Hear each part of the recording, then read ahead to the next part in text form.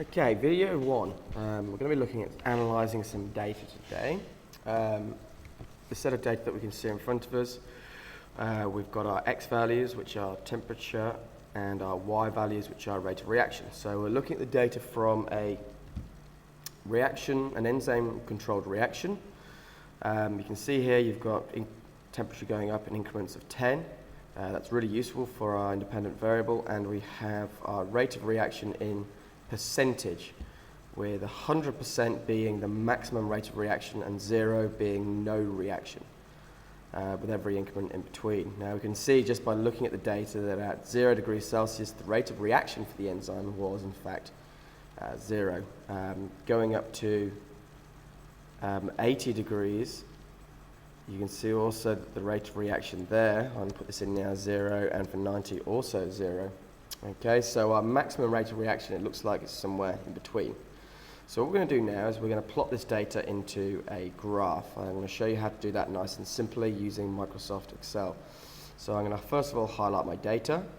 Very, very simply, I'm going to go to Insert, and I'm going to go to, instead of Line, which is what you might automatically think, I'm going to go to Scatter.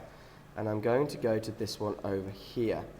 Now you can see here I've got a nice graph giving me the temperature along our x-axis and the rate of reaction along our y, which is exactly what I want. Now this is great, except the graph doesn't tell me anything. It doesn't tell me any of my labels that should be on my x or my y-axis, and it doesn't give me a title.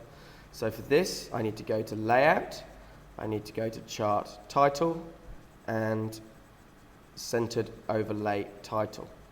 And there I'm going to put graph to show ... Okay, so I could come up with a good title for that. Graph to show enzyme activity at different temperatures of whether it's amylase or catalase or pepsin or whatever type of enzyme that it is. The second thing I need to do now is I need to put in a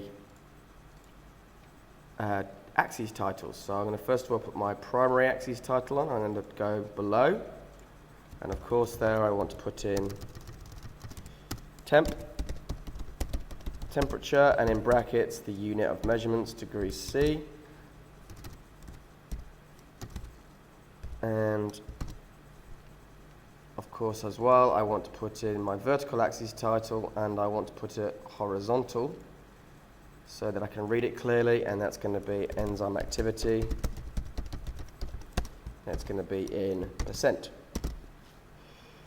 Now if I make this graph a little bigger, it might make it a little bit easier to see what's going on. Now I'm going to leave it like that. I'm actually going to take this out, I'm going to cut it, and I'm going to insert it into a Word document so that then I can analyze my data a bit more clearly. Thank you for watching. That's video one done.